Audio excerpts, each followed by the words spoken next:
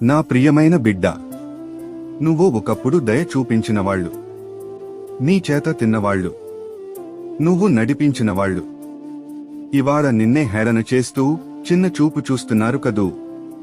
ఇది నీ హృదయాన్ని నొప్పిస్తోందని నాకు తెలుసు. కానీ దిగులు పడకు బిడ్డా. మనుషులు నిన్ను ఎలా చూసినా నేను నిన్ను ఎప్పుడూ తగ్గించినట్టు చూడను. వాళ్ళు నిన్ను మరచిపోయారు, కానీ నేను మరువలేదు.